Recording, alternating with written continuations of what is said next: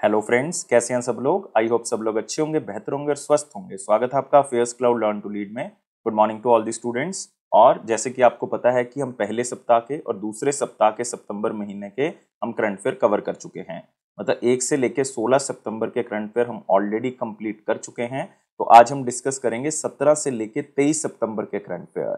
तो already English में हम ये करंट अफेयर्स कवर कर चुके हैं, तो हिंदी वीडियो के अंदर हम इस करंट अफेयर को कवर करेंगे। और हर बच्चे ने इस वीडियो को ध्यान से सुनना है क्योंकि आपके एग्जाम में ये काम आने वाले हैं।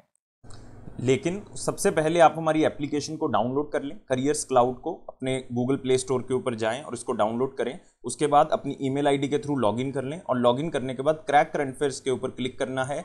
आप 1 साल या 2 साल की सब्सक्रिप्शन जो है वो बाय कर सकते हैं। दोनों का ही प्राइस बहुत कम है। एक बार मेरे कहने से प्राइस जरूर चेक करें, आप खुद हैरान हो जाएंगे कि इतने कम प्राइस पे हम आपको बहुत सी चीजें प्रोवाइड कर रहे हैं। तो क्या क्या आपको मिलेगा? आपको मिलेंगे daily current affair. Daily current affair में दोस्तों 3 सेक्शंस होंगे। एक में डिटेल करंट अफेयर होंगे, एक में question and answer format current affairs होंगे जो कि आपको ई बुक की मदद से मिलेंगे, और एक होगा क्विज जो कि आप हमारी एप्लीकेशन के ऊपर डेली अटेम्प्ट कर सकते हो। ऐसे ही वीकली सेक्शन तैयार किया गया जिसमें आपको 2 पीडीएफ्स मिलेंगे, जिसमें एक डिटेल करंट अफेयर की होगी, एक क्वेश्चन एंड आंसर फॉर्मेट होगा, लेकिन एक क्विज होगा जो कि हर हफ्ते आप हमारी एप्लीकेशन के ऊपर अटेम्प्ट कर सकते हो। नेक्स्ट होगा मंथली सेक्शन। इसमें 4 तरह की पीडीएफ्स मिलेंगे जो कि अलग अलग तरह से आप यूटिलाइज कर सकते हो। जैसे कि स्टडी पीडीएफ है, ये डिटेल करंट अफेयर है जिसमें आपको थ्योरेटिकल करंट अफेयर मिल जाएगा। एक क्वेश्चन एंड आंसर फॉर्मेट में जितने भी करंट अफेयर डिटेल में मिलेंगे वो क्वेश्चन एंड आंसर फॉर्मेट में इसमें मिल जाएंगे, तो प्रैक्टिस यहां से कर सकते हो। बेस्ट 100 करंट अफेयर्स भी आपको दिए जाएंगे जो कि उस महीने के बेस्ट करंट अफेयर्स होंगे। उसमें 100 करंट अफेयर जो है वो क्वेश्चन एंड आंसर फॉर्मेट में आपको दिए जाएंगे। एक पॉकेट पीडीएफ होगी, मतलब जल्दी जल्दी में करंट अफेयर्स को रिवाइज करने के लिए 2 लाइन में 3 लाइन में, तो आप इसका यूज कर सकते हैं। इसी के साथ हम आपको दे रहे हैं टॉपिक वाइज करंट अफेयर। हम 20 बहुत ही इंपॉर्टेंट टॉपिक्स की अलग अलग पीडीएफ आपको प्रोवाइड करेंगे। अगर आप पर्टिकुलर किसी एग्जाम के लिए कुछ टॉपिक्स को रिवाइज करना चाहते हैं, जैसे कि आप इंपॉर्टेंट अपॉइंटमेंट्स को रिवाइज करना चाहते हैं, अवार्ड्स को रिवाइज करना चाहते हैं, तो इस पीडीएफ के थ्रू आप कर सकते हैं। अगर आप बैंकिंग स्टूडेंट है, बैंकिंग एग्जाम की तैयारी कर रहे हैं, तो हम आपको 3 अलग चीजें प्रोवाइड करेंगे जिसमें बैंकिंग एंड इकोनॉमी से रिलेटेड डिटेल करंट अफेयर, उसी से related question and answer format current affair आपको पीडीएफ में मिल जाएगा, और बैंकिंग एंड इकोनॉमी का क्विज भी आप अटेम्प्ट कर सकते हो। हर महीने अटेम्प्ट कर सकते हो हमारी एप्लीकेशन के ऊपर। और अगर जितना भी करंट अफेयर अभी तक हो चुका है, जैसे मान लो आपका एग्जाम जो है वो 30 मई को है, तो 29 मई तक जितना भी करंट अफेयर हो चुका है वो सारा का सारा एक ही पीडीएफ से रिवाइज करने के लिए उसी साल का आप एग्जाम पीडीएफ का यूज कर सकते हैं। आपको डिटेल में बजट और इकोनॉमिक सर्वे दिया जाएगा। इसमें आपको 2 चीजें मिलेंगी, एक तो डिटेल, एक क्वेश्चन एंड आंसर फॉर्मेट में भी हम आपको बताएंगे कि कौन कौन से क्वेश्चन बजट और इकोनॉमिक सर्वे से बनाए जा सकते हैं। और अगर आप किसी भी स्टेट एग्जाम की तैयारी कर रहे हैं तो हम आपको हर स्टेट का, हर यूनियन टेरिटरी का करंट अफेयर भी अलग से प्रोवाइड करते हैं। तो ये सारी चीजें दोस्तों अलग अलग नहीं, सिर्फ एक ही सब्सक्रिप्शन में आपको मिलेंगी। सिर्फ आप हमारी एप्लीकेशन को डाउनलोड करें, क्रैक करंट अफेयर्स के ऊपर क्लिक करके उसको सब्सक्राइब करें। उसके बाद जो है वो आप 10% एक्स्ट्रा डिस्काउंट भी ले सकते हो। वो मिलेगा आपको अगर आप इस कोड का यूज करोगे ASH10 का। लेकिन किसी भी तरह की क्वेरी है तो इस ईमेल आईडी पे हमें मेल कर सकते हैं, इस नंबर पे हमें कांटेक्ट भी कर सकते हैं। तो स्टार्ट करते हैं तीसरे सप्ताह के करंट अफेयर। सितंबर महीने के 17 से लेकर 23 सितंबर तक के करंट अफेयर्स को आज कवर करेंगे। तो पहला करंट अफेयर है इसमें कि बिहार के चीफ मिनिस्टर जो नीतीश कुमार जी हैं, उन्होंने इंडिया का लॉन्गेस्ट रबर डैम उसका उद्घाटन किया है। और इस रबर डैम का नाम क्या है? गयाजी डैम। ये कौन सी नदी के ऊपर है? ये है दोस्तों फाल्गु नदी के ऊपर। तो आंसर क्या होगा इसका? सेकंड होगा। तो सबसे पहले याद रखना है कि ये फाल्गु नदी, मतलब ये एक टेम्पल है वहां पे जिसका नाम है विष्णुपद टेम्पल। तो उसके पास फाल्गु नदी है, वहां पे ये गयाजी डैम का निर्माण किया गया। और साथ ही साथ एक स्टील पैदल चलने वाला ब्रिज जो है उसका भी निर्माण किया गया और उसको भी लोगों के लिए ओपन कर दिया गया है। तो ये रबर डैम जिसका नाम है गयाजी डैम, ये फाल्गु नदी के ऊपर खोला गया है। तो आप यहाँ पे देख सकते हैं नीतीश कुमार जी और साथ में तेजस्वी यादव जी भी खड़े हुए हैं जो कि डिप्टी चीफ मिनिस्टर हैं इस स्टेट के। और इस पूरे डैम को जो कंस्ट्रक्ट करने में टोटल कॉस्ट है ये वो 324 करोड़ रुपए जो है वो खर्च किए गए हैं। इसमें 3 ऑर्गेनाइजेशंस का बहुत बड़ा योगदान है। एक तो रूबीना कंपनी है जो कि ऑस्ट्रिया के, उसने योगदान दिया। एक नागा अर्जुन कंस्ट्रक्शन कंपनी है जो कि हैदराबाद से है। और साथ ही साथ एक आईआईटी है जिसने अपनी एक्सपर्टीज इसमें शेयर की है, और वो आईआईटी का नाम है आईआईटी रुड़की। और अगर आप इस पूरे डैम को ध्यान से देखोगे तो 411 मीटर ये लंबा है डैम, और चौड़ा जो है वो 95.5 मीटर चौड़ा है, और 3 मीटर जो है वो हाइट पे है। तो इसमें 17 mm जो मोटी रबड़ जो है वो यूज की गई है। तो आप देख सकते हैं ये rubber dam, Gayaji dam Falgu नदी के ऊपर है, और इसका उद्घाटन जो है वो नीतीश कुमार जी ने किया। नेक्स्ट आते हैं अगला क्वेश्चन, कौन सी स्टेटमेंट इसमें से करेक्ट है अगर हम रिसेंटली देखें कि union defence minister Rajnath ji और external affair minister S Jaishankar ji Japan के दौरे पे गए हैं। तो सबसे पहले हमें जानना होगा कि ये दौरा क्यों हुआ था। तो आपको पता होना चाहिए कि एक 2+2 डायलॉग होता है जो हम अलग अलग कंट्री के साथ करते हैं। इसका मतलब एक तो फॉरेन मिनिस्टर, एक डिफेंस मिनिस्टर, दोनों जिस कंट्री में जाते हैं उस कंट्री के फॉरेन मिनिस्टर और डिफेंस मिनिस्टर से मिलते हैं। तो सबसे पहले देख लेते हैं कि क्या है। दोनों यूनियन मिनिस्टर राजनाथ सिंह जी और एस जयशंकर जी जापान जाते हैं ताकि 2+2 डायलॉग को अटेंड कर सकें। और ये कहाँ पे हुआ है पूरा इवेंट? टोक्यो जापान में हुआ है। बिल्कुल सही है स्टेटमेंट। दूसरा है कि इस इंडिया जापान 2+2 फॉरेन मिनिस्ट्रियल्स मीटिंग के अंदर एस जयशंकर ने स्पेशली कहा है कि इंडिया और जापान दोनों अपनी रिस्पॉन्सिबिलिटी को अगर शेयर करते हैं तो हम इंडो पैसिफिक एरिया का बहुत ही अच्छे तरीके से यूज कर सकते हैं और जो चाइना की डोमिनेंस बढ़ रही है इस एरिया में उसको कम कर सकते हैं। तो ये भी स्टेटमेंट बिल्कुल सही है। और इंडिया और जापान ने अपनी पहली एक्सरसाइज की फाइटर एक्सरसाइज, एक नई एक्सरसाइज स्टार्ट की गई है दोनों कंट्रीज की एयरफोर्स के बीच में। और इन्होंने स्पेशली ये भी कहा है कि हम और कई एक्सरसाइजेस को कंटिन्यू किया करेंगे, जैसे कि आप कह सकते हो धर्मा गार्डियन एक्सरसाइज है, जिम एक्स है, जापान इंडिया मैरीटाइम एक्सरसाइज और एक मालाबार एक्सरसाइज है। तो इन सबको हम कंटिन्यू किया करेंगे। तो इसका मतलब अगर करेक्ट स्टेटमेंट पूछी है तो तीनों की तीनों करेक्ट हैं, तो आंसर यहाँ से क्या होगा? 1 होगा। तो आप यहाँ पे देख सकते हैं 7 से लेकर 10 सितंबर के बीच में ये 2+2 डायलॉग जो है वो जापान के साथ हुआ। और ये कहाँ पे हुआ है? जापान के अंदर।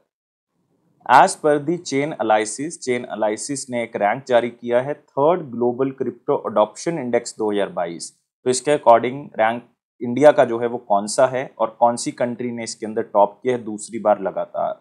तो इंडिया का रैंक इसमें चौथा है और कौन सी कंट्री ने टॉप किया है? वियतनाम ने। तो आंसर यहाँ से क्लियर है, तीसरा होगा कि 3rd global crypto adoption index में जो है वो इंडिया का रैंक जो है वो चौथा आ चुका है और टॉप कंट्री जो है वो इसमें वियतनाम है। और आपने याद रखना है कि इसमें दूसरा स्थान जो है वो फिलीपींस का है और तीसरा स्थान इसमें यूक्रेन का है और चौथा स्थान हमारे पास इंडिया का आ गया और इंडिया का स्कोर है 0.663। तो आप यहाँ पे देख सकते हैं, याद रखना है यह 3rd global crypto adoption index. इसी के साथ आते हैं अगले क्वेश्चन के ऊपर, कौन सा बैंक ऐसा बैंक है जो 63rd नंबर पे आंका गया है एशिया 2022 के अंदर, जिसमें सबसे अच्छा लोग फील करते हैं काम करना, मतलब बहुत ही अच्छा काम करने योग्य जगह है वो, बहुत ही अच्छी कंपनी है, बहुत ही अच्छा बैंक है। तो हम बैंक की बात कर रहे हैं, ऐसा कौन सा बैंक है जो best work places in Asia 2022 के अंदर 63rd नंबर पे आया? और इंडिया का ऐसा सिर्फ एक ही बैंक है जो ग्रेट प्लेस टू वर्क की इस लिस्ट में आया है। ये ग्रेट प्लेस टू वर्क एक ऑर्गेनाइजेशन है जिसने इस लिस्ट को जारी किया है और ये बैंक है हमारे पास फेडरल बैंक। तो आंसर क्या है इसका? दूसरा। तो आपने याद रखना है कि फेडरल बैंक का रैंक जो है वो 63rd है best work places in Asia के अंदर और ऐसा मात्र एक ही बैंक है जो इस लिस्ट के अंदर शामिल हुआ है। तो इसका मतलब यहाँ पे इन्वायरमेंट बहुत अच्छा है काम करने वाला, पॉजिटिव बहुत रहते हैं लोग, ताकि इन्वायरमेंट जो है वो अच्छा रह सके, हाई परफॉर्मेंस कल्चर जो है वो डेवलप हो सके जहां पे आप काम कर रहे हो। तो इससे क्या होगा? प्रोडक्टिविटी भी अच्छी आएगी और परफॉर्मेंस भी जो है वो क्या निकलेगी? अच्छी निकलेगी। और ग्रेट प्लेस ऑफ वर्क जो है उसका डाटा अगर माने तो इंडिया में 88% लोग जो हैं वो अपने वर्क प्लेस से जो है वो खुश रहते हैं। और आप ये भी कह सकते हो स्पेशली अगर हम फेडरल बैंक की बात करें तो उसमें जो एम्प्लॉइज हैं वो पॉजिटिव हैं 88% कि हम इसी जगह के अंदर काम करेंगे। और ऑन एन एवरेज अगर आप ग्लोबल लेवल पे देखोगे तो 55% वर्कर्स जो हैं वो पॉजिटिव रहते हैं अपने आसपास के इन्वायरमेंट को लेके, खास करके वर्क प्लेस में। तो आप देख सकते हैं इंडिया का एक ही बैंक फेडरल बैंक जो कि 63rd नंबर पे है। किसको रिसेंटली अपॉइंट किया गया है goodwill ambassador of the United nation children fund? UNICEF का गुडविल एम्बेसडर किसको अपॉइंट किया गया है? इंपॉर्टेंट क्वेश्चन है, स्टैटिक क्वेश्चन है, क्वेश्चन आपको मिल सकता है एग्जाम के अंदर। ये है वनेसा नकाते या नकाते, ये युगांडा से बिलोंग करती हैं और इनको अपॉइंट किया गया है यूनिसेफ का गुडविल एम्बेसडर।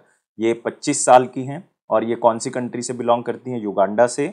और ये अपनी आवाज उठाएंगी बच्चों को फंडिंग करने के लिए, उनकी स्कूल एजुकेशन के लिए। इवन पहले भी ये कई एनजीओज के साथ जुड़ चुकी हैं, जैसे कि ये एक ऑर्गेनाइजेशन है फ्राइडेज फॉर फ्यूचर मूवमेंट, तो उसके अंदर भी जुड़ी रही हैं। इवन इन्होंने एक राइज अप मूवमेंट नाम से एक ऑर्गेनाइजेशन बनाई थी, एक प्लेटफॉर्म था जिसमें अफ्रीका के अंदर जो क्लाइमेट चेंज हो रहा है उसको लेके लोगों को जागरूक करना था। या इन्होंने कई एरियाज में जो हैं वो सोलर पैनल लगाने का काम किया, खास करके युगांडा के अंदर जो स्कूल्स हैं उसमें ये काम किया है।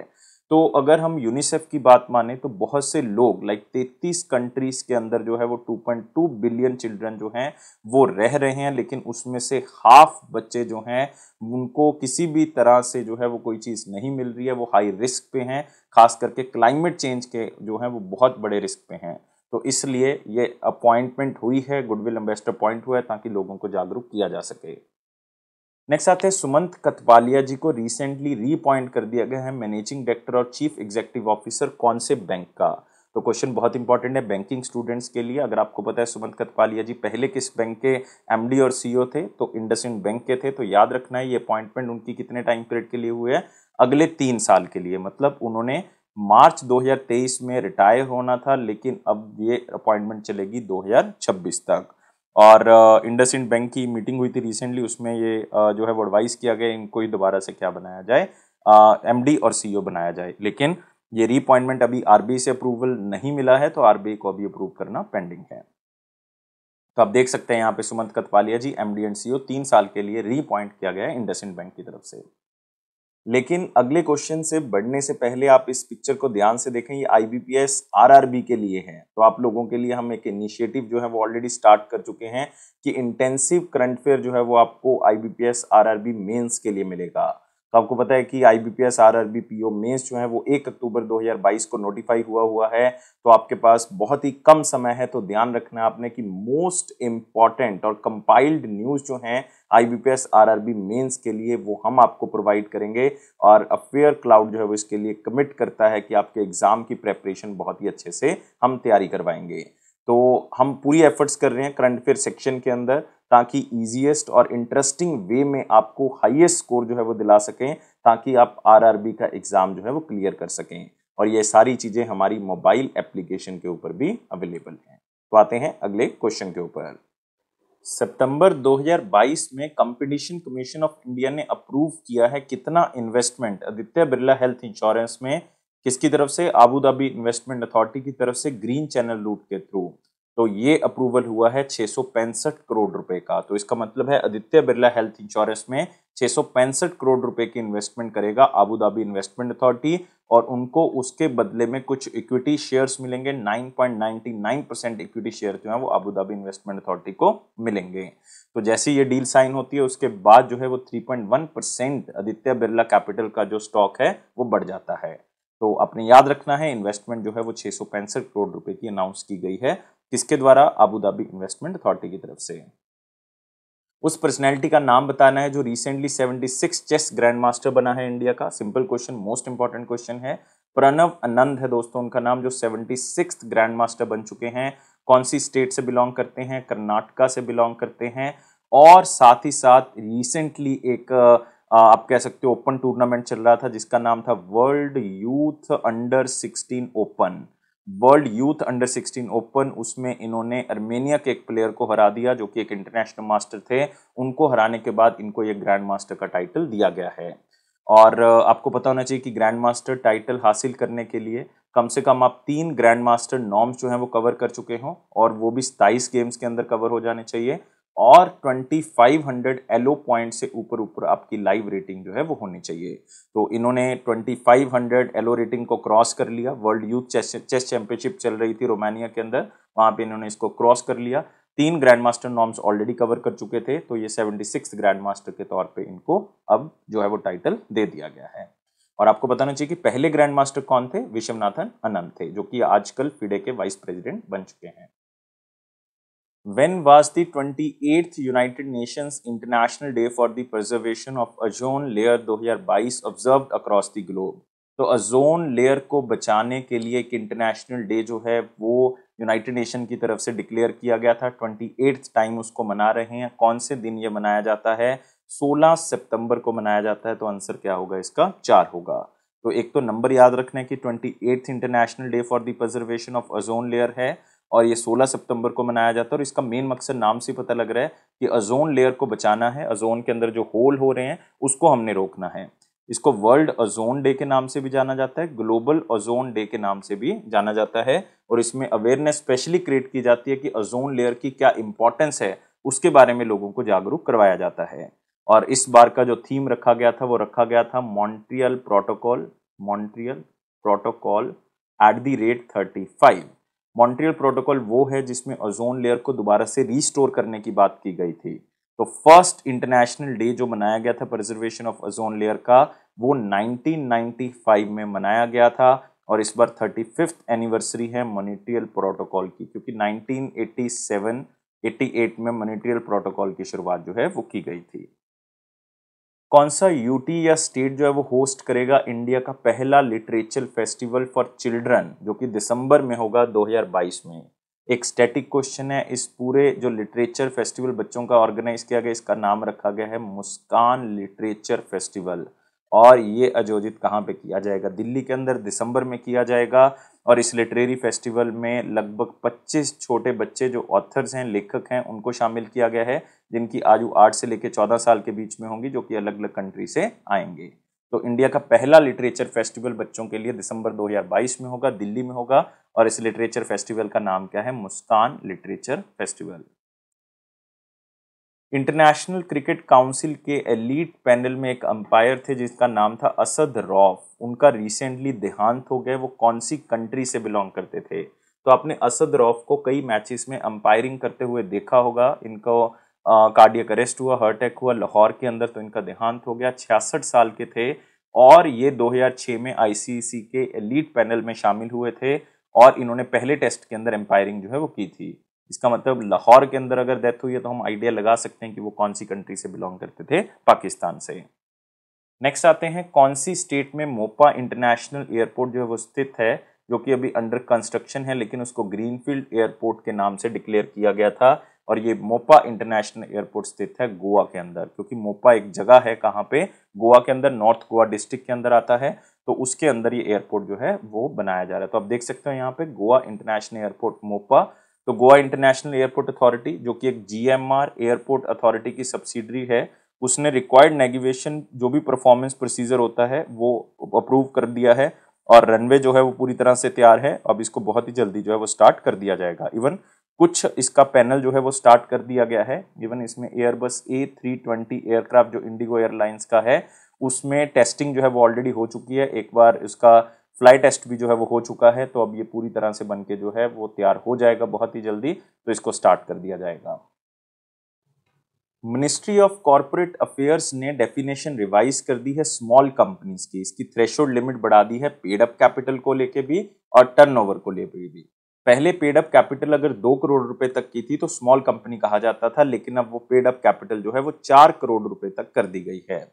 और टर्नओवर में पहले 20 करोड़ रुपए तक की अमाउंट को जो है वो स्मॉल कंपनी तक रखा गया था, लेकिन अगर टर्नओवर 40 करोड़ है, अप टू 40 करोड़ है, तो अब उसको स्मॉल कंपनी कहा जाएगा। तो क्लियर है, 4 करोड़ और 40 करोड़ नहीं, 4 करोड़ और 20 करोड़ जो है वो यहाँ पे आंसर होगा। तो आंसर यहाँ से क्लियर है कि क्या होगा? 3 होगा, 4 करोड़ और 20 करोड़। और ये revision specially ease of doing business के लिए की गई है, ताकि जो स्मॉल कंपनीज के ऊपर आप कह सकते हो कि बर्डन है वो किसी तरह से कम किया जा सके। क्योंकि पहले 2 करोड़ से नीचे नीचे वाली कंपनीज ही जो हैं वो स्मॉल कंपनीज होती थी, लेकिन अब 4 करोड़ कर दिया, तो इसका मतलब और भी कंपनीज दायरे में आ चुकी हैं। तो मतलब आपके ऊपर स्ट्रेस जो है वो अब कम रहेगा, क्योंकि स्मॉल कंपनीज के ऊपर ऑलरेडी जो है वो स्ट्रेंथ या बर्डन जो है वो कम है। तो आप यहाँ भी देख सकते हैं पेड अप कैपिटल जो है वो 2021 से पहले 50 लाख थी, अब 2 करोड़ थी, अब 4 करोड़ कर दी है। टर्नओवर जो है वो 40 करोड़ कर दी गई है। तो 4 करोड़ और 40 करोड़ 10 गुना का फर्क है, पहले भी 10 गुना का फर्क था। तो ये आप यहाँ से आइडिया लगा सकते हैं। यूनियन मिनिस्टर जो जल शक्ति हैं गजेंद्र सिंह शेखावत जी, उन्होंने एक वाइट पेपर रिलीज किया है urban waste water scenario in India को लेके। इसका मतलब है कि जो भी वेस्ट वाटर है उसको किस तरह से हमने मैनेज करना है उसके बारे में है ये international water association world water Congress and exhibition में उन्होंने अनाउंस किया। तो इसमें सबसे इंपॉर्टेंट बात है कि world water Congress and exhibition 2022 कहाँ पे हुई? ये कोपेनहेगन डेनमार्क में आयोजित की गई। तो आंसर यहाँ से क्या होगा? 2 होगा। तो इसका मेन मकसद यही है कि हम किसी तरह से वेस्ट वाटर को मैनेज कर सकें, उसको कंट्रोल कर सकें, सॉलिड वेस्ट मैनेजमेंट जो है वो कर सकें। तो ये पूरा वाइट पेपर जो तैयार किया गया था, ये नीति आयोग की तरफ से तैयार किया गया था, मतलब अटल इनोवेशन मिशन की तरफ से तैयार किया गया था, national mission for clean Ganga की तरफ से तैयार किया गया। इसी के साथ इनोवेशन सेंटर डेनमार्क ने तैयार किया और साथ में IIT बॉम्बे ने भी इसको मिलकर तैयार किया है। तो ये सब ऑर्गेनाइजेशंस ने इसको तैयार किया। कौन से पॉइंट इसमें से इनकरेक्ट हैं अगर हम कॉन्फेडरेशन ऑफ इंडियन इंडस्ट्री के जो रिसेंटली स्टेप हैं वो देखें कि उन्होंने क्या क्या अनाउंसमेंट जो है वो की हैं।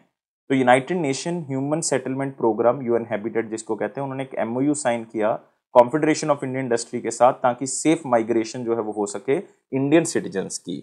सेफ माइग्रेशन का मतलब है कि आप इधर से इंडिया से कहीं और जाना चाहते हैं तो उसको कहते हैं हम माइग्रेशन ऑफ इंडियन सिटीजन्स की कहीं और जाना चाहते हैं। तो वो कॉन्फेडरेशन ऑफ इंडियन इंडस्ट्री ने जो एग्रीमेंट साइन किया वो यूएन हैबिटेट के साथ नहीं साइन किया।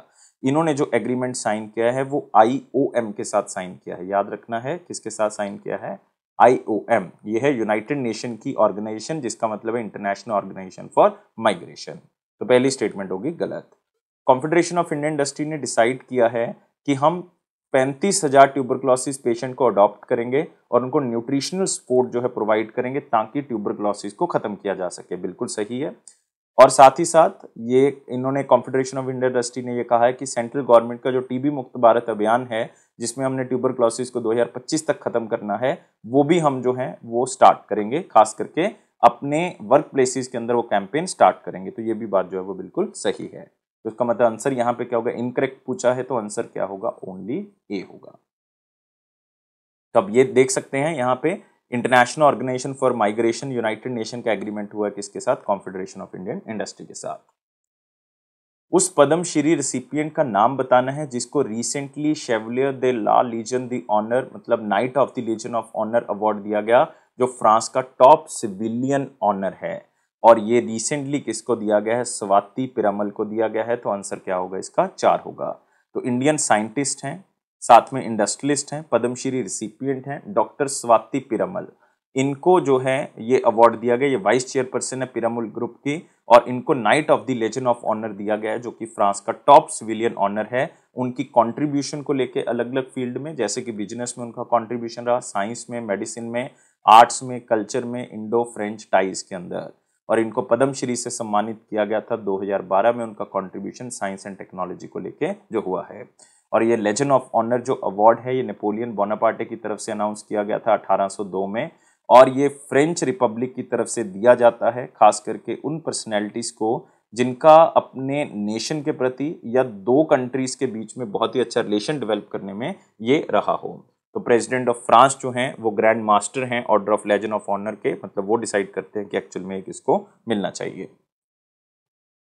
उस बैंक का नाम बताना है जिसने रिसेंटली प्रलय मंडल को एज ए मैनेजिंग डायरेक्टर या सीईओ बनाया है अगले 3 साल के लिए। तो प्रलय मंडल रिसेंटली बनाए गए हैं सीएसबी बैंक के मैनेजिंग डायरेक्टर और सीईओ। सीएसबी का मतलब है कैथलिक सीरियन बैंक, याद रख सकते हो आप। और ये अपॉइंटमेंट हुई है 15 सितंबर 2022 को, रिजर्व बैंक ऑफ इंडिया की तरफ से अप्रूव कर दिया गया है।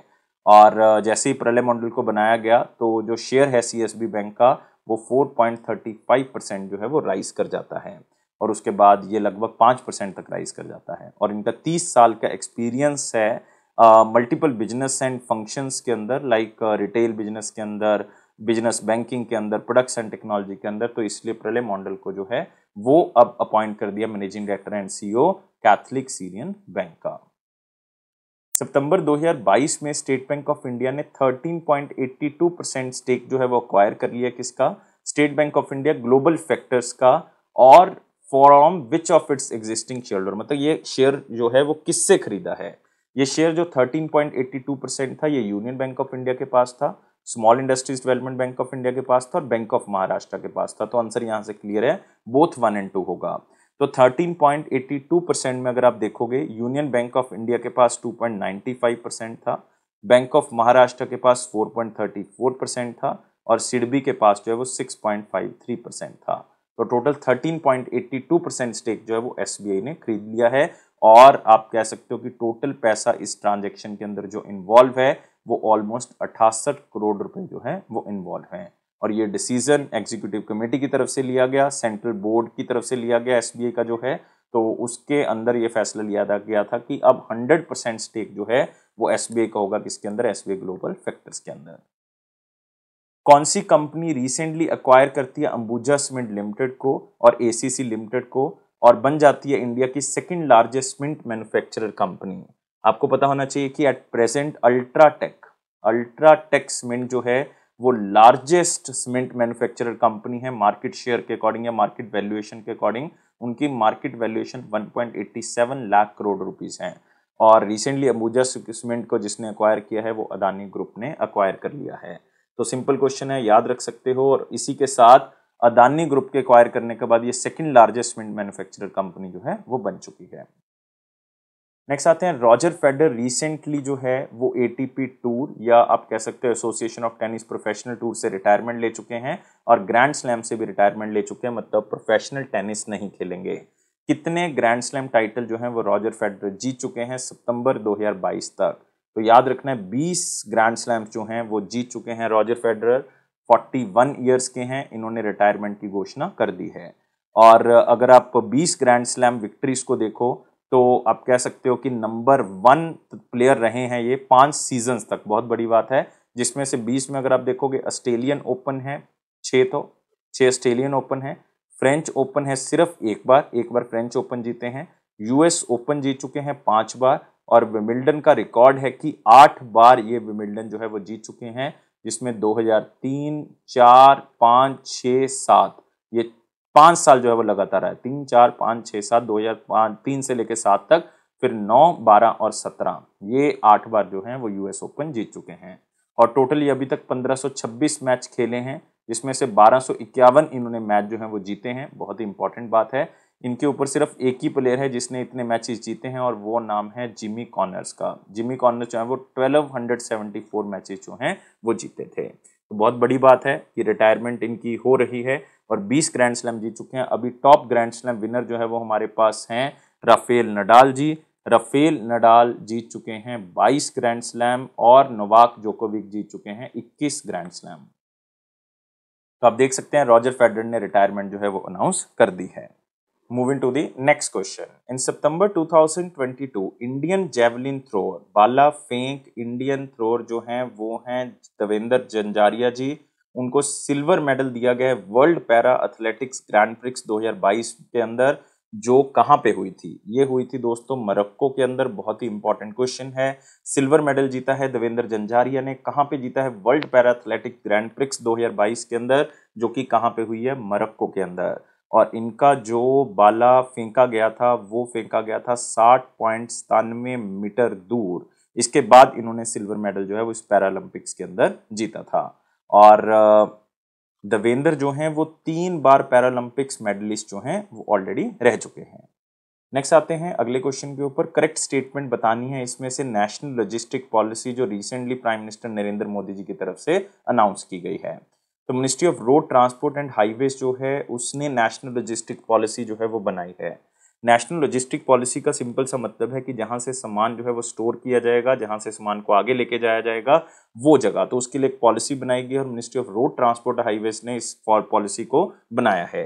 ये बिल्कुल गलत स्टेटमेंट है क्योंकि इसको द लॉजिस्टिक डिवीजन ने बनाया है। द लॉजिस्टिक डिवीजन ने बनाया है जो कि डिपार्टमेंट ऑफ कॉमर्स के अंदर आता है। मतलब अगर मिनिस्ट्री की बात करें, ministry of commerce and industries ने इसको तैयार किया है। तो पहली स्टेटमेंट होगी गलत। इस पॉलिसी के अंदर ये कहा गया है कि गवर्नमेंट जो है वो इंटीग्रेटेड डिजिटल सिस्टम तैयार करेगी जो कि 30 सिस्टम्स को इकट्ठा करके बनाया जाएगा, जिसमें आप कई तरह की चीजों को एक ही जगह पे जो है वो असेस कर सकते हैं और अपने सामान को इधर उधर बेच सकते हैं और स्टोर कर सकते हैं। बिल्कुल सही स्टेटमेंट है। पीएम ने साथ में ये भी कहा है कि यूनिफाइड लॉजिस्टिक इंटरफेस प्लेटफॉर्म बनाया जाएगा। जितनी भी डिजिटल सर्विसेज होंगी ट्रांसपोर्टेशन सेक्टर पे वो आपको एक ही पोर्टल पे मिल जाएंगी। ये भी बिल्कुल सही स्टेटमेंट है, दूसरी स्टेटमेंट के साथ ही जुड़ी हुई है। तो इसका मतलब करेक्ट स्टेटमेंट ढूंढनी थी, तो आंसर यहाँ पे क्या होगा? ओनली बी एंड सी, क्योंकि पहली स्टेटमेंट यहाँ पे गलत है। तो नरेंद्र मोदी जी ने नेशनल लॉजिस्टिक पॉलिसी जो है वो तैयार की है। Which of the following points are correct? कौन सी स्टेटमेंट करेक्ट है इसमें से? अगर हम देखें, वर्ल्ड का first inter continental large wild carnivore translocation project चीता इन सितंबर 2022। तो आपको पता है इंटर कॉन्टिनेंटल, एक कॉन्टिनेंट से दूसरी कॉन्टिनेंट में कुछ जानवरों को जो है वो ट्रांसफर किया गया। और इसमें कुछ जानवर की जब हम बात करें तो प्रोजेक्ट चीता मतलब चीतों को ट्रांसफर किया गया। तो उसके बारे में कौन सी बात जो है वो सही है? तो बहुत ही न्यूज में रहा है, तो आपने इस चीज को खास तौर से ध्यान में रखना है। क्वेश्चन यहाँ से आ सकता है कि प्राइम मिनिस्टर नरेंद्र मोदी जी ने री इंट्रोड्यूस किया है कि चीतास को इंडिया के अंदर लेके आए हैं वो कुन्नो नेशनल पार्क में मध्य प्रदेश में 70 साल के बाद ऐसा हुआ है। क्योंकि मेरे ख्याल से बहुत से बच्चों को ये नहीं पता होगा कि 1952 में चीता को एक्सटिंक्ट डिक्लेयर कर दिया गया था और अब जो है वो नामीबिया से अफ्रीका से जो है वो चीतों को लेके आ रहे हैं और लास्ट चीता जो इंडिया में मारा गया था वो 1947 में मारा गया था। तो 1952 में इसको एक्सटिंक्ट डिक्लेयर कर दिया। 70 साल के बाद चीता इंडिया में आ रहे हैं, कुन्नो नेशनल पार्क में जो है वो ये आ रहे हैं। और कितने चीता आ रहे हैं? 8 चीतास जो हैं वो आ रहे हैं, जिसमें से 5 जो हैं वो फीमेल हैं, 3 जो हैं वो मेल चीतास हैं। बिल्कुल सही है ये भी स्टेटमेंट, पहली और दूसरी स्टेटमेंट बिल्कुल सही है। और इंटरनेशनल यूनियन फॉर कंजर्वेशन की रेड लिस्ट के अंदर अगर थ्रेटेंड स्पीशीज को देखें तो चीता एक वल्नरेबल स्पीशीज में डिक्लेयर किया गया जानवर है। बिल्कुल सही है। तो इसका मतलब यहाँ पे आंसर क्या होगा? Only A B C. तो आंसर क्या होगा? 1 होगा। इसी के साथ आते हैं अगले क्वेश्चन के ऊपर। आप यहाँ भी देख सकते हैं प्राइम मिनिस्टर नरेंद्र मोदी ने वाइल्ड चीता को इंडिया के अंदर रिलीज किया, उसको दोबारा से री इंट्रोड्यूस किया कुन्नो नेशनल पार्क में मध्य प्रदेश में। कौन सी कंट्री जो है वो अपनी कैपिटल को दोबारा से अस्ताना बना रही है और प्रेसिडेंट का जो टाइम पीरियड है उस कंट्री का वो भी 5 साल से बढ़ा के 7 साल कर दिया गया है और ये कंट्री है कजाकिस्तान। तो आंसर क्या होगा? यहाँ पे 3 होगा। तो कजाकिस्तान के जो प्रेसिडेंट हैं उन्होंने प्रेसिडेंशियल टर्म जो है वो 5 साल की जगह अब कितना कर दिया? 7 साल कर दिया है और अपनी कंट्री की पुरानी कैपिटल जो है वो अस्ताना कर दिया। इससे पहले जो है वो इन्होंने नूर सुल्तान जो है वो कर दिया था। नूर सुल्तान जो है वो 2019 में डिक्लेयर किया गया था, लेकिन अब दोबारा से जो है वो आप कह सकते हो कि नाम कैपिटल का जो है वो क्या रख दिया गया है? अस्ताना। ये याद रखना है। और ये चेंज जो है वो स्पेशली पॉलिटिकल और इकोनॉमिक रिफॉर्म्स इंट्रोड्यूस किए गए हैं वहाँ पे, क्योंकि वहाँ पे बहुत से वायलेंट प्रोटेस्ट हुए, 200 से ज़्यादा लोग जो है वहाँ पे मारे गए। तो अब जो है वो दोबारा से वही सिस्टम को जो है वो रिस्टोर कर दिया गया है। कौन सी स्टेटमेंट इसमें से इनकरेक्ट है? अगर प्राइम मिनिस्टर का रिसेंटली विजिट देखें उज्बेकिस्तान में समरकंद में, तो एक बार पढ़ लेते हैं कि कौन कौन से पॉइंट्स हैं, क्यों गए थे वो समरकंद। तो prime minister Narendra Modi Samarkand जाते हैं उज्बेकिस्तान ताकि 22वीं council of heads of the state SCO attend कर सके, शंघाई कोऑपरेशन ऑर्गेनाइजेशन की मीटिंग जो है वो अटेंड कर सके। बिल्कुल सही स्टेटमेंट है। इनकरेक्ट ढूंढ लिया हमने तो ये तो सही स्टेटमेंट है। इस मीटिंग के अंदर सिटी ऑफ हरिद्वार को, जो कि उत्तराखंड के अंदर है, उसको फर्स्ट एवर SCO टूरिज्म और कल्चरल कैपिटल डिक्लेयर किया गया 2022-23 के लिए। ये गलत है दोस्तों, सिटी ऑफ हरिद्वार नहीं आएगा, यहाँ पे क्या आएगा? वाराणसी आएगा। सिटी ऑफ वाराणसी जो कि उत्तर प्रदेश में है उसको फर्स्ट एवर SCO टूरिज्म और कल्चरल कैपिटल इंडिया में से डिक्लेयर किया गया 2022-23 के लिए। तो ये स्टेटमेंट जो है वो गलत हो गई। लेकिन आपने ये नंबर याद रखना है कि 22वीं SCO थी इस बार, जिसकी चेयरमैनशिप किसके पास है? उज्बेकिस्तान के पास है। तो अब रोटेटिंग प्रेसिडेंसी होगी, अगले साल जो है वो इंडिया के पास आएगी। तो सितंबर 2023 जो है तब तक इंडिया के पास जो है वो SCO की चेयरमैनशिप रहेगी और इंडिया 2023 की SCO समिट जो है वो होस्ट भी करेगा। ये भी स्टेटमेंट बिल्कुल सही है। इनकरेक्ट ओनली एक ही स्टेटमेंट, ओनली बी। तो आंसर यहाँ पे क्या होगा? सेकंड होगा।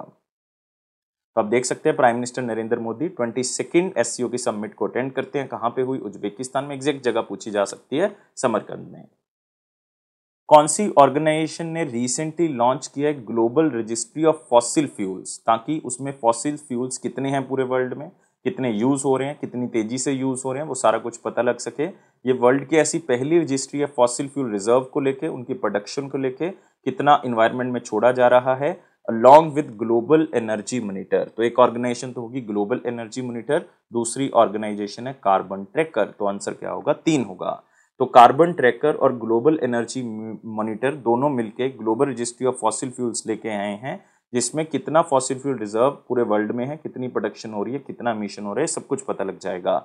और ये ऐसा पहला पब्लिक डेटाबेस है जिसमें लोग इसको असेस कर सकते हैं और देख सकते हैं कि पूरे वर्ल्ड में कितना कार्बन बजट जो है वो पड़ा हुआ है और कितना हमारे पास ऑयल, गैस या कोल फील्ड रिजर्व पड़े हुए हैं। क्योंकि इस डाटा को अगर देखें तो इसमें 50,000 से ज़्यादा ऑयल, गैस और कोल फील्ड्स को कवर किया गया है, जो कि ऑलमोस्ट 89 कंट्रीज में स्थित हैं। मतलब ये पूरा जो डाटाबेस है ये 75% ग्लोबल रिजर्व जो है वो कवर करता है। धीरे धीरे करके इसमें और भी एडिशन किया जाएगा। कौन सी कंट्री का सेंट्रल बैंक जो है वो कॉपरेशन एग्रीमेंट साइन करता है हमारा इंडिया का जो international financial service centre authority है, ताकि क्रॉस बॉर्डर फिनटेक इनोवेशंस की जा सकें। मतलब क्रॉस बॉर्डर जो पैसा भेजना है उसको लेके कोई टेक्नोलॉजिकल इनोवेशन की जा सके। ये कौन सी कंट्री का सेंट्रल बैंक हमारे इंडिया के international financial service centre authority के साथ ये टाई अप करता है? ये है हमारे पास सिंगापुर। तो एक financial technological cooperation agreement sign किया गया सिंगापुर का और इंडिया का इंटरनेशनल फाइनेंशियल सर्विस अथॉरिटी के बीच में, ताकि हम कोलेबोरेशन कर सकें, पार्टनरशिप कर सकें फाइनेंशियल टेक्नोलॉजी, जिसको हम फिनटेक टेक्नोलॉजी कहते हैं, उसके ऊपर। तो इस एग्रीमेंट के तहत जो है वो दोनों एक ऐसे सैंडबॉक्स के ऊपर काम करेंगे, रेगुलेटरी सैंडबॉक्स के अंदर, जिसमें नई इनोवेशंस को टेस्ट किया जाएगा। सैंडबॉक्स होता है कि वो एक ऐसा एटमॉस्फेयर प्रोवाइड कर देते हैं जो कि रियल टाइम एटमॉस्फेयर होगा, जिसमें आप अपनी इनोवेशन को टेस्ट जो है वो कर सकते हैं। तो बहुत ही अच्छा इनिशिएटिव है, खास करके इंटरनेशनल फाइनेंशियल सर्विस सेंटर का बढ़ता हुआ जो रोल है इंडिया के अंदर, बहुत बड़े लेवल पे बाहर से इन्वेस्टमेंट जो है वो इंडिया के अंदर हो रही है इनोवेशन को लेकर। नेक्स्ट आते हैं, उस बैंक का नाम बताना है जिसने रिसेंटली रेमिटली के साथ टाई अप किया है, ताकि जो नॉन रेजिडेंट इंडियंस हैं, एनआरआईज हैं, वो इंडिया के अंदर आराम से पैसा सिक्योर तरीके से भेज सकें। और ये बैंक है हमारे पास स्टेट बैंक ऑफ इंडिया। तो आंसर क्या होगा इसका? 3 होगा। तो स्टेट बैंक ऑफ इंडिया ने रेमिटली के साथ टाई अप किया है ताकि एनआरआईज इंडिया के अंदर अपने पैसे को एसबीआई की मदद से जो है या रेमिटली की मदद से जो है वो अपनी फैमिली मेंबर्स तक भेज सकें, चाहे वो मोबाइल एप्लीकेशन का चूज करें, चाहे वो वेब एप्लीकेशन का यूज करें। और एनआरआई आराम से जो है वो 17, क्योंकि रेमिटली 17 कंट्रीज में चलता है, तो 17 कंट्री से पैसा जो है वो इंडिया में भेजा जा सकता है। चाहे वो एसबीआई में आरटीजीएस करें, चाहे वो एनईएफटी करें, चाहे इमीडिएट पेमेंट सर्विसेज यूज करें, तो इन्हीं माध्यम से आप पैसा जो है वो रेमिटली की मदद से आप एसबीआई में भेज सकते हो। एसबीआई में आप पैसे जो है वो इंडिया में आराम से निकाल सकते हैं। तो एसबीआई का ये टाई अप हुआ है रेमिटली के साथ। सितंबर 2022 में प्रेसिडेंट ऑफ जो सेनेगल है मैकी सेल, वो रीइंस्टेट करते हैं प्राइम मिनिस्टर की पोस्ट को, क्योंकि प्राइम मिनिस्टर की पोस्ट को रिसेंटली 2019 में आप कह सकते हो कि सेनेगल के अंदर खत्म कर दिया गया था, लेकिन अब दोबारा से सेनेगल में प्राइम मिनिस्टर की पोस्ट जो है वो बना दी गई है, खत्म कर दी गई थी। तो कौन नए प्राइम मिनिस्टर बनाए गए हैं सेनेगल के? उनका नाम है अमादो बा। तो आंसर क्या होगा इसका? 4 होगा। तो मैकी सेल जो कि प्रेसिडेंट हैं सेनेगल के, उन्होंने दोबारा से प्राइम मिनिस्टर की पोस्ट बना दी है। और 61 साल के आमदू बा जो कि पहले इकोनॉमिक मिनिस्टर रह चुके हैं, उनको प्राइम मिनिस्टर बना दिया गया है सेनेगल का। तो अबॉलिश कर दी गई थी 2019 के अंदर ये पोस्ट, लेकिन अब दोबारा से री इंट्रोड्यूस कर दी गई है। और साथ ही साथ नए 38 मिनिस्टर को भी शपथ जो है वो प्रेसिडेंट ने दिला दी है। कैनेडियन बेस्ड एक Ontario teachers pension plan board है, जिसने एक एग्रीमेंट साइन किया है महिंद्रा ग्रुप के साथ, ताकि वो कितना परसेंटेज शेयर जो है वो महिंद्रा ग्रुप का महिंद्रा सुस्तान के अंदर खरीद सकें। 2371 करोड़ रुपए में, मतलब 2371 करोड़ रुपए में वो उतना शेयर खरीदेंगे। और ये कितना शेयर खरीदेंगे? 30%। तो स्टैटिक क्वेश्चन है, स्लाइड से याद कर लें कि 30% शेयर जो है वो महिंद्रा का एक रिन्यूएबल फर्म है, महिंद्रा सुस्टेन, तो या सस्टेन कह सकते हैं, तो उसके अंदर जो है वो Ontario teachers pension plan board जो है वो 30% अपना स्टेक जो है वो खरीदेगा। तो एक सिंपल है, सेबी की तरफ से अप्रूवल जो है वो ऑलरेडी मिल चुका है। अब वो 30% जो है वो शेयर खरीद सकते हैं महिंद्रा का रिन्यूएबल फर्म महिंद्रा सस्टेन। तो which country evacuation warning was issued, जिसमें आपको अपने घरों को खाली करने का जो है सरकार की तरफ से निर्देश किया गया, क्योंकि वहां पे भयंकर टाइफून नन्माडोल जो है वो आ गया। नन्माडोल टाइफून जो है वो कौन सी कंट्री में आया था? वो आया था दोस्तों जापान के अंदर। तो आंसर क्या होगा? सेकंड होगा। बहुत से लोगों को ये संदेश दिया गया कि वो अपने घर को छोड़ के कहीं और जगह पे चले जाएं जापान के अंदर, क्योंकि टाइफून नन्माडोल जो है वो बहुत ही तेज हवा को लेके आया, बहुत ही भारी रेनफॉल को वो लेके आया, जिसके कारण जो साउथ वेस्ट पार्ट है जापान का, उसको रातों रात जो है वो खाली करवाने का निर्देश दिया गया। और रातों रात बहुत भयंकर वहां पे तूफान जो है वो आया, जिसके कारण उसके कई आइलैंड, जैसे कि क्यूशू आइलैंड, जैसे कि होन्शु आइलैंड, इस जगह पे कई लोगों ने अपना घर जो है वो छोड़ दिया। तो बहुत ही बड़ा ट्रॉपिकल साइक्लोन था ये। लगभग अगर आप पूरी पृथ्वी में देखोगे, खास करके जो नॉर्थ वाला एरिया, उत्तर वाली दिशा है, उसमें 180 डिग्री से लेके, लाइक अगर आप ईस्टर्न साइड पे भी देखते हैं तो 180 डिग्री से लेके 100 डिग्री के बीच में जो है ये आया, मतलब 100 डिग्री ईस्ट और 180 डिग्री ईस्ट के बीच में इसको पाया गया। और अगर इस रीजन को देखें, ये नॉर्थ वेस्टर्न पैसिफिक बेसिन है, इसमें ट्रॉपिकल साइक्लोन आते रहते हैं। इवन पूरे वर्ल्ड में जो 1/3 ट्रॉपिकल साइक्लोन आते हैं वो इसी एरिया में आते हैं। तो ये है टाइफून नन्माडोल, जो कि साउथ वेस्ट जापान में पहुंचा। कौन सी स्टेटमेंट इसमें से करेक्ट है? अगर हम रिसेंटली सर्बानंद सोनोवाल जी ने, जो कि union minister of port, shipping और वाटरवेज हैं, उन्होंने असम को लेकर कुछ प्रोजेक्ट्स जो हैं वो लॉन्च किए हैं, क्योंकि असम के पुराने मुख्यमंत्री रह चुके हैं। तो देख लेते हैं कौन कौन से पॉइंट्स हैं वो इसमें से करेक्ट हैं। यूनियन मिनिस्टर ने एक फाउंडेशन स्टोन रखा, 2 फ्लोटिंग जेट्टीज का, मतलब 2 किश्तियां चलाई जाएंगी, बोगीबील में इन डिब्रूगढ़ डिस्ट्रिक्ट और एक गोइचन एरिया में, जो कि तिनसुकिया डिस्ट्रिक्ट में है। तो ये स्टेटमेंट बिल्कुल सही है कि 2 फ्लोटिंग जेटीज जो है वो चलाई जाएंगी, एक बोगीबील में और एक कहाँ पे, गुइचन में। एक तिनसुकिया डिस्ट्रिक्ट में है, एक डिब्रूगढ़ डिस्ट्रिक्ट में है। तो आप इतना के याद रखें, खास करके असम स्टूडेंट्स, कि कहाँ कहाँ पे इसको चलाया जा रहा है। और साथ ही साथ ये दोनों जो जेटीज हैं वो inland waterways authority of India की तरफ से कंस्ट्रक्ट की जाएंगी नेशनल वाटरवे नंबर 2 पे, रिवर ब्रह्मपुत्रा पे, ताकि एक तो सामान को इधर उधर भेजा जा सके और साथ में लोग भी इसमें ट्रेवल जो है वो कर सकें। तो दूसरी भी स्टेटमेंट जो है वो बिल्कुल सही है। और इसके ऊपर बहुत ज़्यादा पैसा जो है वो स्टेट गवर्नमेंट खर्च कर रही है। ऑलमोस्ट 8 से 9 करोड़ रुपए जब इस प्रोजेक्ट के ऊपर खर्च किए जाएंगे।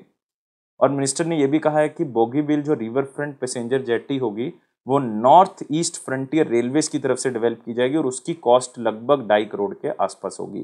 ये भी पॉइंट जो है वो बिल्कुल सही है। तो आंसर क्या होगा? All A B C. तो 1 आंसर होगा। तो आप देख सकते हैं सर्बानंद सोनोवाल जी, जो कि पुराने मुख्यमंत्री रह चुके हैं असम के, तो उन्होंने बोगीबील एरिया को और डेवलप करने के लिए वहां पे कई प्रोजेक्ट स्टार्ट किए, और वो कहाँ पे? असम में, क्योंकि पुराने मुख्यमंत्री रह चुके हैं असम के। प्राइम मिनिस्टर नरेंद्र मोदी ने international dairy federation world dairy summit का उद्घाटन किया नोएडा के अंदर। सबसे इंपॉर्टेंट तो यही है कि वर्ल्ड डेयरी समिट जो है वो कहाँ पे हुई है? नोएडा, उत्तर प्रदेश में हुई है। इसका थीम क्या था? इसका थीम था dairy for nutrition and livelihood. तो आंसर क्या होगा? यहाँ पे 3 होगा। तो आपने याद रखना है, प्राइम मिनिस्टर नरेंद्र मोदी जी ने इसका उद्घाटन किया है international dairy federation world dairy summit का, जो कि इंडिया एक्सपो सेंटर और मार्ट में हुआ, ग्रेटर नोएडा में, उत्तर प्रदेश में। ये 12 से लेके 15 सितंबर के बीच में हुई। Dairy for nutrition and livelihood इसका थीम रहा। और आपको पता होना चाहिए कि इंडिया जो है वो लार्जेस्ट मिल्क प्रोड्यूसिंग कंट्री है, और जिसमें लगभग 23% ग्लोबल मिल्क जो है वो प्रोड्यूस किया जाता है। और आप ये भी कह सकते हो कि 8 करोड़ से ज़्यादा जो डेयरी फार्मर्स हैं उनको आगे बढ़ाने का काम जो है वो किया जाता है। और कई स्कीम्स हैं जो इंडियन गवर्नमेंट ने स्टार्ट की हैं, जैसे राष्ट्रीय गोकुल मिशन किया गया है, जैसे गोवर्धन योजना स्टार्ट की गई है, digitisation of dairy sector and universal vaccination of cattle किया गया, पशुओं का टीकाकरण स्टार्ट किया गया है। और पशुओं को बचाने के लिए भी स्पेशली कई स्टेप्स लिए गए, जैसे सिंगल यूज प्लास्टिक को बैन करना, या आप कह सकते हो ग्रीन और सस्टेनेबल इन्वायरमेंट के ऊपर काम करना। तो ये सारी चीजें सरकार की तरफ से की जा रही हैं। नेक्स्ट आते हैं अगले क्वेश्चन के ऊपर। उस इंडियन नेवल शिप का नाम बताना है जिसने रिसेंटली एक मल्टीनेशनल एक्सरसाइज ककादू 2022 के अंदर पार्टिसिपेट किया, जो कि कहाँ पे हुई? ऑस्ट्रेलिया में हुई। और इसमें इंडिया की तरफ से पोसाइडन एटाई मैरीटाइम पेट्रोल एयरक्राफ्ट भी पार्टिसिपेट करता है। सबसे पहले याद रखना है एक्सरसाइज का नाम ककादू 2022। ये एक मल्टीनेशनल एक्सरसाइज है, इसमें 25 से ज़्यादा कंट्रीज पार्टिसिपेट करती हैं। इसमें टोटल 19 वेसल्स ने पार्टिसिपेट किया, 34 एयरक्राफ्ट्स ने पार्टिसिपेट किया है, और 3000 पर्सोनल्स ने पार्टिसिपेट किया है 25 अलग अलग कंट्री से। तो उस 19 वेसल्स में से एक हमारी भी वेसल थी, उसका नाम था INS सतपुरा। तो आंसर क्या होगा? इसका सेकंड होगा। तो इस पूरी एक्सरसाइज का जो थीम था वो था partnership, leadership, friendship. Partnership, leadership, friendship.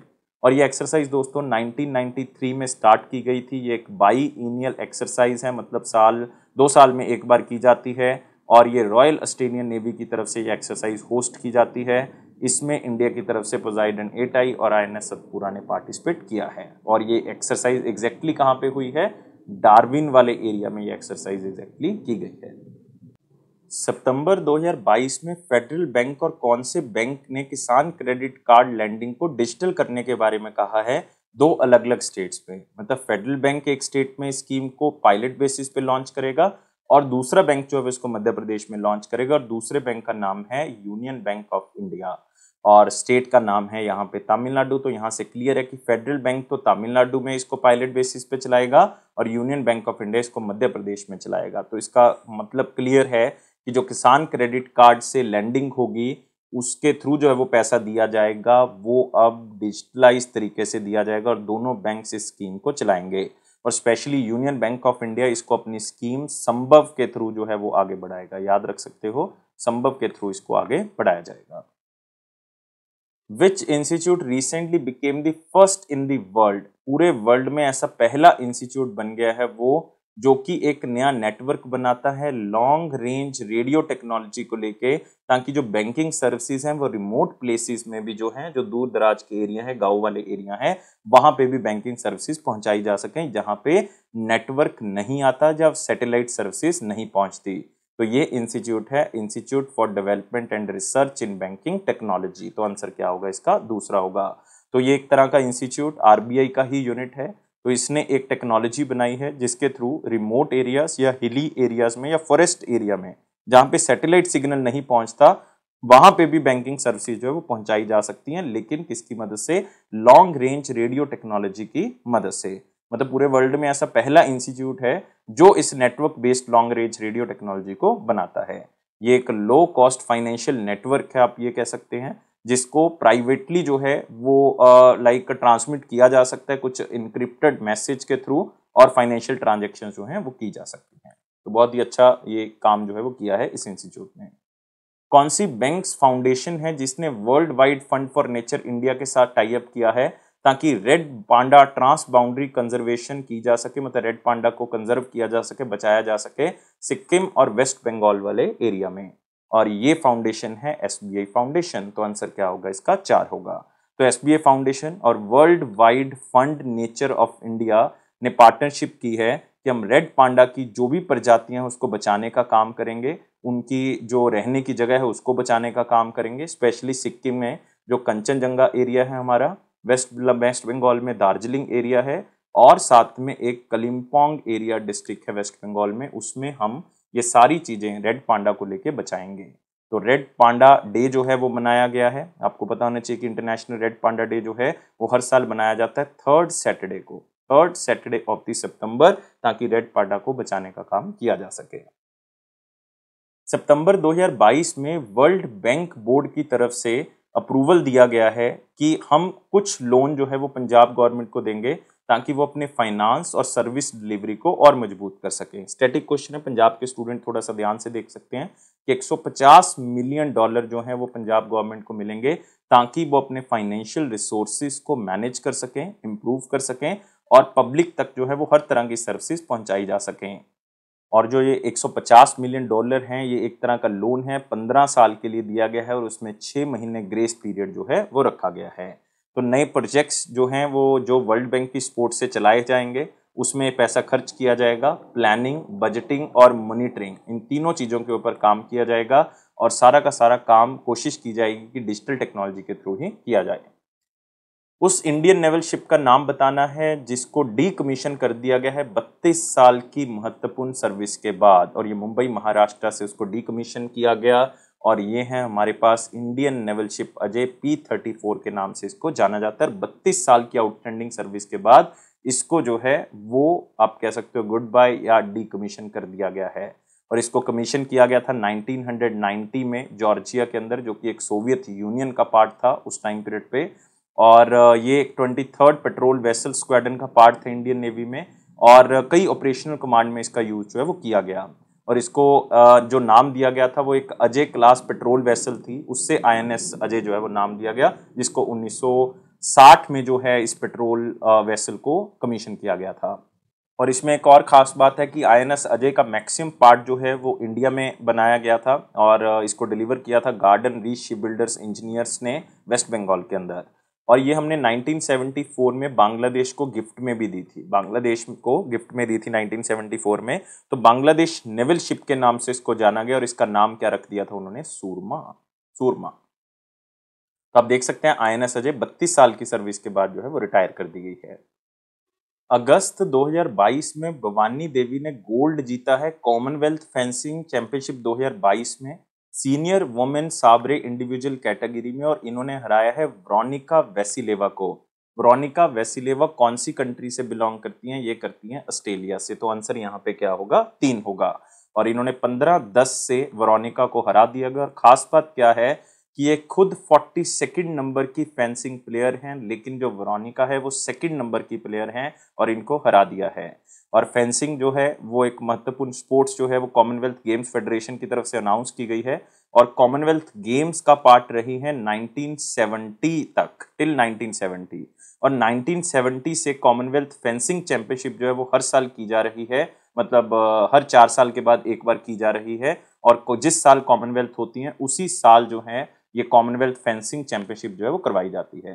तो अपने खास तौर से याद रखना है कि 1970 तक ये कॉमनवेल्थ गेम्स के अंदर ही खेली जाती थी, लेकिन अब कॉमनवेल्थ गेम्स से अलग खेली जाती हैं, लेकिन उसी साल खेली जाती हैं जिस साल कॉमनवेल्थ गेम्स होती हैं। तो इसलिए इसका नाम रखा गया कॉमनवेल्थ फेंसिंग चैंपियनशिप। तो इसमें गोल्ड जीतने वाली हैं हमारे पास भवानी देवी। नेक्स्ट आते हैं अगले क्वेश्चन के ऊपर। इंडिया प्लान कर रहा है कि 5 million ton of green hydrogen हम पैदा कर देंगे, मतलब ये टारगेट हमने रखा है 2030 तक का। तो आंसर क्या होगा इसका? सेकंड होगा। सिंपल क्वेश्चन है, स्टैटिक है, और ये मिशन स्पेशली रखा गया है नेशनल हाइड्रोजन मिशन के तहत, क्योंकि 75th इंडिपेंडेंस डे जब हमने मनाया था 15 अगस्त 2021 में, तब हमने इस टारगेट को रखा था। और अब जो है वो इंडिया इसके ऊपर ज़्यादा फोकस कर रहा है। ग्रीन हाइड्रोजन प्लांट्स हम लगा रहे हैं। लेह लद्दाख में हमने हाइड्रोजन की शुरुआत की। अब कई स्टेट्स में इस तरह के प्रोजेक्ट्स जो है वो लगाए जा रहे हैं ताकि रिन्यूएबल एनर्जी कैपेसिटी को बढ़ाया जा सके, और ग्रीन हाइड्रोजन हम 5 मिलियन टन प्रोड्यूस करेंगे 2030 तक। नेक्स्ट आते हैं, ministry of micro small and medium enterprises ने capacity building of first time MSME exporters component जो है वो स्टार्ट किया है इंटरनेशनल कॉपरेशन स्कीम के तहत। मतलब जो भी पहली बार एमएससीज होंगी, माइक्रो स्मॉल इंडस्ट्रीज होंगी, एंटरप्राइजेस होंगी जो एक्सपोर्ट करेंगे, उनको हम बहुत ही अच्छे से काम सिखाएंगे, कैपेसिटी बिल्डिंग प्रोग्राम करेंगे, उनको स्किल करेंगे। और ये ऑर्गेनाइजेशन कौन सी अपॉइंट की गई है ताकि स्कीम को इंप्लीमेंट किया जा सके? ये की है export credit guarantee corporation of India. तो आंसर क्या होगा इसका? 3 होगा। तो मिनिस्ट्री ऑफ माइक्रो स्मॉल और मीडियम एंटरप्राइज की तरफ से कैपेसिटी बिल्डिंग प्रोग्राम जो है वो स्टार्ट किया गया है for the first time MSc exporters.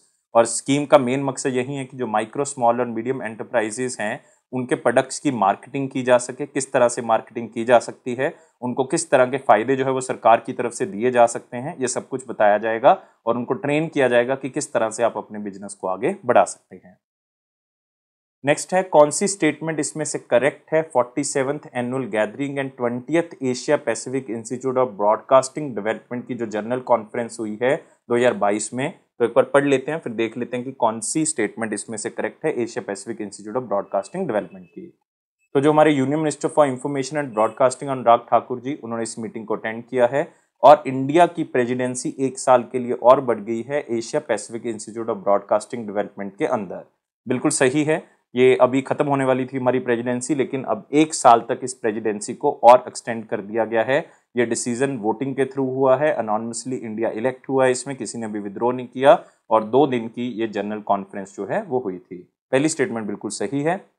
Building A stronger future for broadcasting in the post pandemic era, ये इस पूरी 47th एनुअल गैदरिंग का जो थीम रहा है, या आप कह सकते हो 20th Asia Pacific institute of broadcasting development का थीम रहा है। बिल्कुल सही है। शशि शेखर वेम्पति जी जो कि सीईओ हैं प्रसार भारती के और डायरेक्टर जनरल हैं दूरदर्शन के और प्रेसिडेंट हैं साथ में Asia Pacific institute of broadcasting के, उनको लाइफ टाइम अचीवमेंट अवार्ड से सम्मानित किया गया। ये थोड़ी सी स्टेटमेंट गलत है, शशि शेखर वेम्पति का नाम यहाँ पे गलत है, यहाँ पे आना चाहिए मयंक अग्रवाल। ये आपने याद रखना है। मयंक अग्रवाल जो कि सीईओ हैं प्रसार भारती के, उनको लाइफ टाइम अचीवमेंट अवार्ड दिया गया 2022 के लिए। तो ये स्टेटमेंट गलत है। करेक्ट स्टेटमेंट पूछा है तो ओनली ए एंड बी जो है वो यहाँ पे आंसर होगा, सेकंड इसका आंसर होगा। तो आप यहाँ पे देख सकते हैं अनुराग सिंह ठाकुर जी। नेक्स्ट है, उस ऑर्गेनाइजेशन का नाम बताना है जिसने रिसेंटली इंडियन आर्मी के साथ कोलैबोरेशन की है ताकि एक कॉर्पोरेट सोशल रिस्पॉन्सिबिलिटी प्रोजेक्ट के तहत एक नया प्रोजेक्ट स्टार्ट किया जा सके, कारगिल इग्नाइटेड माइंड्स। तो आपने याद रखना है, इंडियन आर्मी के लिए कॉर्पोरेट सोशल रिस्पॉन्सिबिलिटी प्रोजेक्ट जो है वो हिंदुस्तान पेट्रोलियम कॉर्पोरेशन लिमिटेड की तरफ से चलाया जाएगा और इसका नाम रखा गया है कारगिल इग्नाइटेड माइंड्स।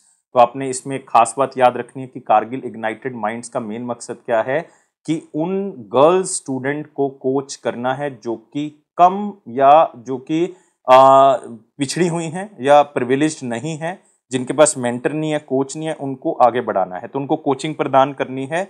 जो लड़कियां जो हैं कारगिल क्षेत्र में ज़्यादा प्रिविलेज्ड नहीं हैं या जिनके पास ज़्यादा सहूलतें नहीं हैं, उनको हमने कोचिंग प्रदान करनी है। ये MOU स्पेशली साइन किया गया HPCL और इंडियन आर्मी की तरफ से ले में इस प्रोजेक्ट को साइन किया गया। तो कारगिल इग्नाइटेड माइंड जो प्रोजेक्ट है उसने टारगेट रखा है कि सबसे पहले 50 लड़कियों को हम नेशनल लेवल इंजीनियरिंग का या मेडिकल एंट्रेंस एग्जामिनेशन की तैयारी करवाएंगे। रिजर्व बैंक ऑफ इंडिया ने कौन से बैंक को प्रॉम्प्ट करेक्टिव एक्शन फ्रेमवर्क के तहत जो है अब बाहर निकाल दिया है? मतलब प्रॉम्प्ट करेक्टिव एक्शन फ्रेमवर्क होता है जिस बैंक के ऊपर RBI स्पेशल निगाह रखता है और जनरली उन बैंक्स के ऊपर निगाह रखी जाती है जिनके नॉन परफॉर्मिंग एसेट्स बहुत ज़्यादा बढ़ जाते हैं। तो उनके ऊपर आरबीआई रिस्ट्रिक्शंस लगानी स्टार्ट कर देता है, लेकिन अब उस बैंक को बाहर निकाल दिया है और ये बैंक है हमारे पास सेंट्रल बैंक ऑफ इंडिया। एक स्टैटिक क्वेश्चन है, बैंकिंग स्टूडेंट इसको याद रखेंगे। और जून 2017 में इनको प्रॉम्प्ट करेक्टिव एक्शन फ्रेमवर्क के अंदर डाला गया था, क्योंकि इनका नेट नॉन परफॉर्मिंग एसेट जो है वो बहुत ज़्यादा बढ़ गया था और जितने भी एसेट्स थे इनके, उनसे इनको इनकम जो है वो बहुत ही कम थी, तो इसलिए आपने इसको याद रखना है। तो RBI lift prompt corrective action restrictions on the Central Bank of India. इसमें से कौन सा पॉइंट करेक्ट है with respect to the initiative launched in the third edition of global fintech fest 2022? तो वर्ड बहुत ही इंटरेस्टिंग है, ग्लोबल फाइनेंशियल टेक्नोलॉजिकल फेस्ट 2022 तीसरा एडिशन है। तो देख लेते हैं। National Payment Corporation of India ने एक यूपीआई पेमेंट सिस्टम जो है वो ऐड किया है क्रेडिट कार्ड्स के लिए भी रुपे नेटवर्क के थ्रू। तो ये बहुत ही अच्छा इनिशिएटिव है, क्योंकि एनपीसीआई ने ये यूपीआई पेमेंट सिस्टम जो है वो कार्ड्स क्रेडिट कार्ड्स के थ्रू कर दिया है ऑन द रुपे नेटवर्क। क्योंकि इससे पहले अगर आप देखोगे डेबिट कार्ड या बैंक अकाउंट्स जो हैं वही यूपीआई के साथ लिंक होते थे। अब क्रेडिट कार्ड भी जो हैं वो यूपीआई के साथ लिंक हो सकते हैं, रुपे क्रेडिट कार्ड भी जो है वो अब यूपीआई के साथ लिंक हो सकते हैं। बिल्कुल सही स्टेटमेंट है। शक्तिकांत दास जो governor of reserve bank of India है, उन्होंने यूपीआई लाइट सिस्टम को स्टार्ट किया है। जो छोटी यूपीआई पेमेंट्स हैं वो आप यहाँ से कर सकते हो और अपने वॉलेट में कुछ पैसा भी जो है वो इसमें रख सकते हैं। तो ये भी स्टेटमेंट जो है वो बिल्कुल सही है।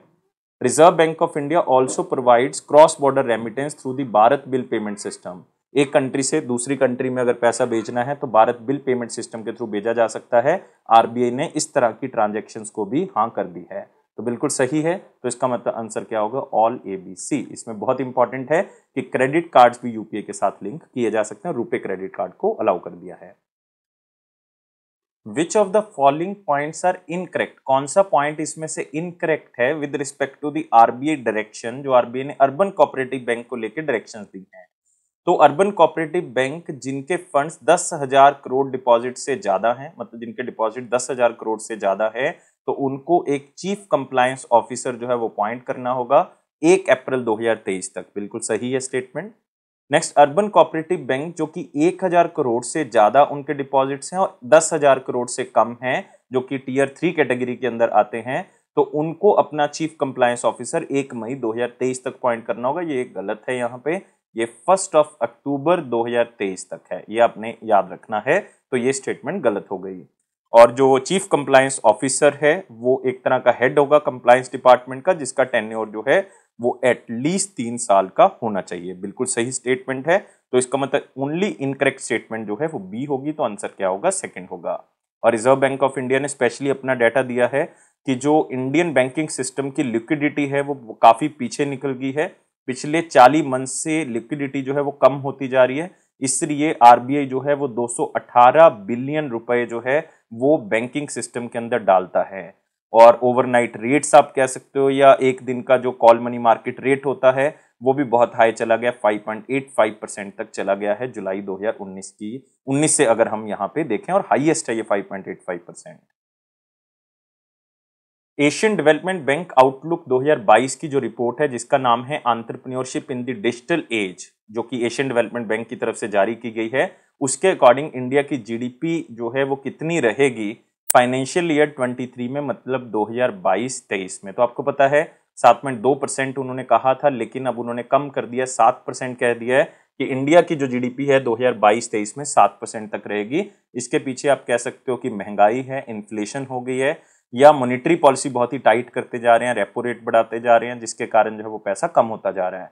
तो इंडियन इकोनॉमी जो है वो अभी पहले क्वार्टर में 13.5% तक ग्रो कर रही है। अगर आप फाइनेंशियल ईयर 22 की ही बात करेंगे तो पहले क्वार्टर की जब हम बात करते हैं तो हम अप्रैल से लेकर जून तक की बात करते हैं। तो अभी सेकंड क्वार्टर का आएगा डाटा तो देखेंगे, लेकिन एडीबी का कहना है कि 7% तक ही जो है वो इंडिया ग्रो करेगा पूरे फाइनेंशियल ईयर में। उस पर्सनैलिटी का नाम बताना है जिसको recently prime minister Narendra Modi ji की तरफ से ट्रस्टीज अपॉइंट किया गया है, prime minister citizen assistance and relief in emergency situation fund, जिसको पीएम केयर्स फंड कहा जाता है। तो आपने याद रखना है कि इसमें 3 पर्सनैलिटीज को एज ए ट्रस्टी अपॉइंट किया गया है, एक करिया मुंडा जी को, एक रतन टाटा जी को, एक केटी थॉमस को। तो आंसर क्या होगा? ऑल 1 2 3 होगा। आप तीनों का फोटो यहाँ पे देख सकते हैं। रतन टाटा जी जो कि आप कह सकते हो टाटा सन्स के चेयरमैन हैं और एज ए आप कह सकते हो रहेंगे भी आगे तक। क्योंकि ये एमेरिटस चेयरमैन है, मतलब इनको एज ए आप कह सकते हो पब्लिक फिगर के तौर पे वहां पे रखा गया, एज ए रिस्पेक्ट जो है वो वहां पे एज ए चेयरमैन का पद जो है वो दिया गया है। केटी थॉमस जो है वो रिटायर्ड जस्टिस हैं, तो इनको भी ट्रस्टी बनाया गया है। और करियन मुंडा जो कि आप कह सकते हो कि फॉर्मर डिप्टी स्पीकर हैं, साथ में सुप्रीम कोर्ट के जज भी रह चुके हैं, तो इनको भी जो है वो साथ में पीएम केयर्स फंड का ट्रस्टी बनाया गया है। तो 3 बंदों को पीएम केयर्स फंड का ट्रस्टी बनाया गया, तीनों के नाम आपने याद रखने हैं। थीम क्या है United nation international day of peace 2022 का, जो कि 21 सितंबर 2022 को मनाया गया। तो सबसे पहले आपने याद रखना कि 21 सितंबर को इसको मनाया जाता है, लेकिन हर बार 21 सितंबर को नहीं मनाया जाता, इसको थर्ड ट्यूसडे को मनाया जाता है। याद रखना है थर्ड ट्यूसडे को मनाया जाता है, जो कि सितंबर महीने में आता है। इस बार 21 सितंबर को आया, तो 21 सितंबर को मनाया गया। और इस बार का थीम है end racism build peace. End racism build peace, शांति को आगे बढ़ाया जाए, और जो रेशिज्म, जो रंग में भेदभाव है, उसको, रेशिज्म को खत्म किया जाए, किसी तरह के विद्रोह को खत्म किया जाए। और यूनाइटेड नेशन जनरल असेंबली की तरफ से सबसे पहली बार इस दिन को 1981 में डिक्लेयर किया गया था। 1981 में जैसे डिक्लेयर किया, तो 1982 में पहली बार इस दिन को उस टाइम पे भी 21 सितंबर को मनाया गया था। और एक 1984 में आपने ये याद रखना है कि एक पीस बेल जो है वो यूनाइटेड नेशन को डोनेट की गई थी जापान के काउंसलर की तरफ से, और आज इस बेल को जापानीज पीस बेल के नाम से जाना जाता है। नेक्स्ट आते हैं अगला क्वेश्चन, कौन सा एडिशन जो है वो इंडिया क्लीन एयर समिट का रिसेंटली बेंगलुरु कर्नाटका में किया गया अगस्त 2022 में। तो एक सिंपल सा क्वेश्चन है, स्टैटिक है, और इस बार जो है वो ये चौथा एडिशन था इंडियन क्लीन एयर समिट का, जो कि centre for air pollution studies और centre for studies of science technology and policy की तरफ से आयोजित किया गया। और ये 4 दिन की समिट थी। इसमें कई स्टेक होल्डर्स जो हैं वो इसमें आए, ताकि हम एयर पोल्यूशन के ऊपर वार्तालाप कर सकें, उसके ऊपर चर्चा कर सकें, और किस तरह से क्लाइमेट चेंज को हम ठीक कर सकते हैं उसके ऊपर चर्चा की जा सके। और इसका मेन थीम था द राइट टू लाइफ। याद रख सकते हैं, the right to life, citizens at the centre of science. अगला क्वेश्चन आते हैं, कौन से पॉइंट्स करेक्ट हैं जो 21 सितंबर की कैबिनेट की मीटिंग में डिसाइड किए गए। तो एक बार पढ़ लेते हैं पॉइंट्स को। सबसे पहला है, यूनियन कैबिनेट ने अप्रूव किया है नेशनल लॉजिस्टिक पॉलिसी को, हम पहले भी क्वेश्चन कर चुके हैं, जिसमें लॉजिस्टिक इंटरफेस प्लेटफॉर्म का निर्माण किया जाएगा, जो कि कई प्लेटफॉर्म्स को इकट्ठा करेगा, लगभग 30 प्लेटफॉर्म्स को इकट्ठा करेगा, ताकि जो सामान है वो इधर उधर से इकट्ठा करके जो है वो भेजा जा सके। चाहे वो आप कह सकते हो एयर सिस्टम, ट्रांसपोर्ट नेटवर्क, जो रोड ट्रांसपोर्ट नेटवर्क है, रेलवे नेटवर्क है, इन तीनों को कंबाइन करके हम एक अच्छा लॉजिस्टिक पॉलिसी जो है वो तैयार कर सकते हैं। तो पहली स्टेटमेंट बिल्कुल सही है। कैबिनेट ने यह भी अप्रूव कर दिया है कि सेमीकंडक्टर्स और डिस्प्ले मैन्युफैक्चरिंग इकोसिस्टम को हमने इम्प्रूव करना है। तो उसका जो प्रोग्राम और डेवलपमेंट है, जो भी हमने पॉलिसी बनाई है सेमीकंडक्टर एंड डिस्प्ले मैन्युफैक्चरिंग के लिए, उसको हम मॉडिफाई करेंगे, ताकि हम बेहतर इन्वेस्टमेंट जो है वो इंडिया के अंदर लेके आ सकें। तो ये भी स्टेटमेंट जो है वो बिल्कुल सही है।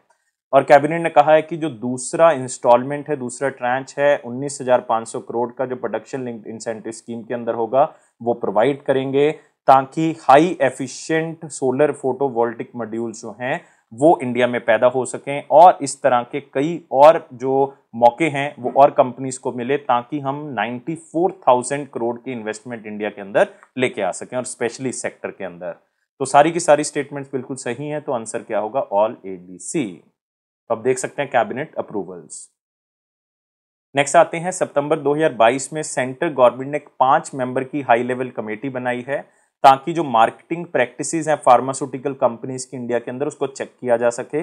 ये कमेटी जो है वो कौन से चेयरमैन जो है वो अध्यक्षता करेंगे इसकी, वो है विनोद कुमार पॉल जी। तो आंसर क्या होगा, 3 होगा। विनोद कुमार पॉल जो कि हेल्थ सेक्टर से जुड़े हुए हैं, नीति आयोग के मेंबर रह चुके हैं, तो उनको इसका अध्यक्ष लगाया गया। 5 मेंबर की कमेटी है।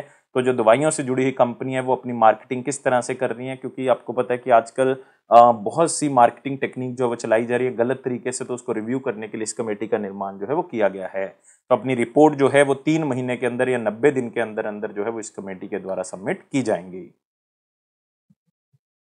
कौन से बैंक्स ऐसे हैं जिसने एक एग्रीमेंट साइन किया है डिफेंस अकाउंटमेंट डिपार्टमेंट की तरफ से, जो कि मिनिस्ट्री ऑफ डिफेंस का है, ताकि एक स्कीम का जो मकसद है उसको बढ़ाया जा सके, आगे लेके जा सके। और वो स्कीम का नाम है सिस्टम फॉर पेंशन एडमिनिस्ट्रेशन, और ये पेंशन एडमिनिस्ट्रेशन स्कीम का नाम है स्पर्श इनिशिएटिव। तो याद रखना है ये दो बैंक हैं, एक तो बैंक ऑफ बड़ौदा है, एक एचडीएफसी बैंक है। तो आंसर यहाँ पे क्या होगा, बोथ 2 और 3 होगा। तो याद रखना है दोनों बैंक जो हैं वो रक्षा स्पर्श इनिशिएटिव को आगे लेके जाएंगे और 14,000 ब्रांचेस इन दोनों बैंक्स की इस पेंशन एडमिनिस्ट्रेशन सिस्टम को और बेहतर करेंगे। तो इसका मेन ऑब्जेक्टिव यही है कि इस पार्टनरशिप के थ्रू 17 लाख पेंशनर्स जो हैं, जो 32 लाख डिफेंस पेंशनर में से ही एक हैं, लाइक 32 लाख में 17 लाख जो पेंशनर हैं, वो स्पर्श सिस्टम का यूज करके जो है उनकी पेंशन जो है वो विड्रॉ कर सकें और पेंशन से रिलेटेड जितनी भी प्रॉब्लम्स है वो दूर कर सकें। तो ये मिनिस्ट्री ऑफ डिफेंस की तरफ से बैंक ऑफ बड़ौदा और एचडीएफसी के साथ एग्रीमेंट साइन किया गया है। उस बैंक का नाम बताना है जिसने NPCI Bharat bill payment limited के साथ टाई अप किया है एंड लुलु फाइनेंशियल ग्रुप के साथ टाई अप किया है, ताकि यूटिलिटी बिल पेमेंट सर्विसेज जो है वो नॉन रेजिडेंट इंडियन वहीं पे बैठ के कर सके, खास करके जो NRI Gulf cooperation council region में बैठे हुए हैं। तो गल्फ रीजन में जो भी एनआरआईज बैठे हुए हैं वो अपनी पेमेंट्स, इंडिया वाली जो पेमेंट्स हैं, जो भी यूटिलिटी बिल उन्होंने पे करना है तो वो वहीं से कर सकें। और ये एग्रीमेंट स्पेशली हुआ है फेडरल बैंक का। तो आपने याद रखना है आंसर क्या होगा इसका, 1 होगा। तो इसमें आप ये भी कह सकते हैं कि जो फेडरल बैंक है प्लस जो लुलु फाइनेंशियल ग्रुप है, ये दोनों इकट्ठे मिलके ऐसा पहली बार होगा कि वो लाइव जाएंगे Bharat bill pay cross border bill payment system के ऊपर। तो जिससे क्या होगा, एनआरआईज जो होंगे वो अपनी मनी जो है वो डायरेक्टली बिल्स जो है वहीं से पे कर सकते हैं, चाहे वो लुलु एक्सचेंज की मदद से कर दें, चाहे वो उनकी ट्रांसफर मनी ट्रांसफर एप्लीकेशन लुलु मनी को जो डाउनलोड करके वहां से कर सकते हैं। लेकिन फेडरल बैंक के साथ ये टाई अप किया गया है। For which initiative did India recently one, कौन से इनिशिएटिव के लिए इंडिया को एक अवार्ड दिया गया है? अवार्ड का नाम है 2022 United Nation interagency task force and WHO special programme on primary health care fund, और ये मिला है नेशनल हेल्थ मिशन के तहत। तो इंडिया ने बहुत ही अच्छा काम किया है इंडिया हाइपरटेंशन कंट्रोल इनिशिएटिव के थ्रू। तो आंसर क्या होगा इसका, 4 होगा। तो अवार्ड का नाम तो बहुत बड़ा है, लेकिन फिर भी आपने एक बार इसको पढ़ लेना है। और ये इंडिया का स्पेशल इनिशिएटिव था ताकि हम हाइपरटेंशन को कम कर सकें, जो हम लोड लेते हैं दिमाग के ऊपर, जो हमें आप कह सकते हो एंजाइटी हो जाती है, घबराहट होनी स्टार्ट हो जाती है, इस तरह की बीमारियों को हम कंट्रोल कर सकें। स्पेशली जैसे ही कोविड का टाइम पीरियड खत्म हो चुका है तो उसके बाद हम किस तरह से इससे उबर रहे हैं, उस चीज के ऊपर इंडिया ने बहुत ज्यादा ध्यान जो है वो दिया है। ये ministry of health and family welfare का इनिशिएटिव था, ये Indian council of medical research का इनिशिएटिव था, और साथ में वर्ल्ड हेल्थ ऑर्गेनाइजेशन इंडिया का इनिशिएटिव था। रोहित शर्मा जो कि कैप्टन है मेंस इंडियन क्रिकेट टीम के, और उनकी वाइफ रितिका सचदे, दोनों को पहली बार ऐसा हुआ है कि एक ही कंपनी में एज ए ब्रांड एम्बेसडर लिया गया है। तो अपना डेब्यू करने जा रहे हैं दोनों एक साथ, एक लाइफ इंश्योरेंस कंपनी के अंदर उनकी एड में नजर आएंगे, ये है मैक्स लाइफ इंश्योरेंस। तो आंसर क्या होगा इसका, 2 होगा। तो आपने याद रखना है 2 साल का ये एग्रीमेंट जो है वो दोनों के साथ किया गया है, और स्क्रीन के अंदर ये दोनों पहली बार जो है वो डेब्यू करने वाले हैं। और ये यूथ के अंदर ये पैदा करेंगे कि इंश्योरेंस जो है, लाइफ इंश्योरेंस है, वो बहुत ज़रूरी है, और किस तरह से कंपनी आपकी हेल्प कर सकती है आने वाले टाइम पीरियड के अंदर। और आप देख सकते हैं यहाँ पे रोहित शर्मा एंड रितिका सचदे। लास्ट है निस्तार एंड निपुण, 2 डाइविंग स्पोर्ट वेसल जो हैं वो इंडियन नेवी में लॉन्च की गई हैं विशाखापट्टनम आंध्र प्रदेश में। ये जो डाइविंग स्पोर्ट वेसल्स हैं ये इंडिजीनियसली डिजाइन और डेवलप की गई हैं कौन सी ऑर्गेनाइजेशन के द्वारा? नाम याद रखना है निस्तार एंड निपुण। तो ये डेवलप की गई हैं हिंदुस्तान शिपयार्ड लिमिटेड की तरफ से। तो आंसर क्या होगा, 4 होगा। 2 डाइविंग स्पोर्ट वेसल्स हैं, मतलब ये डिजाइन की गई हैं स्पेशली, 118.4 मीटर इनकी लेंथ है, 22.8 मीटर इनकी ब्रेड्थ है, चौड़ाई जो है वो 22.8 मीटर है, और ये लगभग 9350 टन जो है ये डिस्प्लेसमेंट कर सकती है, और ये डीप सी डाइविंग ऑपरेशन में काम आ सकती है, मतलब समुद्र के नीचे जाने में काम आ सकती हैं। तो एक तरह से आप कह सकते हो रेस्क्यू ऑपरेशन में इसका यूज किया जा सकता है, कोई सर्च करनी है उसमें इसका यूज किया जा सकता है, पेट्रोलिंग करनी है उसमें यूज किया जा सकता है, इवन अगर कोई हेलीकॉप्टर ऑपरेशंस करने हैं तो उसमें भी इसका यूज किया जा सकता है। तो हिंदुस्तान शिपयार्ड लिमिटेड की तरफ से ये निस्तार और निपुण जो है 2 डाइविंग स्पोर्ट वेसल्स का निर्माण जो है वो किया गया है। नेक्स्ट आते हैं, कौन सा edition FIFA under 17 women world cup का जो है वो इंडिया में होस्ट किया जाएगा अक्टूबर 2022 में। तो आपको पता होना चाहिए ये होगा दोस्तों 7th एडिशन। तो आंसर क्या होगा, सेकंड होगा। 11 अक्टूबर से लेकर 30 अक्टूबर के बीच में ये खेला जाएगा और ये इंडिया में खेला जाना है। और इसका लोगो जो है वो पूरी तरह से जारी कर दिया गया है और गोवा के चीफ मिनिस्टर हैं प्रमोद सावंत जी, उन्होंने इसका लोगो जो है वो जारी किया है। और ये 7th एडिशन हो रहा है और ऐसा पहली बार हो रहा है कि फीफा का कोई इंटरनेशनल इवेंट जो है वो इंडिया की तरफ से होस्ट किया जा रहा है। तो 7th edition FIFA under 17 women world cup जो है वो इंडिया में होस्ट हो रहा है। तो ये थे हमारे पास बहुत ही इंपॉर्टेंट करंट अफेयर तीसरे सप्ताह के। वीडियो को देखने के लिए बहुत बहुत शुक्रिया। वीडियो को लाइक करें, शेयर करें और चैनल को सब्सक्राइब करें। और आप हमें हर प्लेटफॉर्म पे ज्वाइन कर सकते हैं, स्पेशली टेलीग्राम चैनल पे, उसका लिंक जो है वो डिस्क्रिप्शन बॉक्स में दिया हुआ है। और साथ ही साथ आपने वीडियो को शेयर जरूर करना है। Thank you guys, take care, bye bye.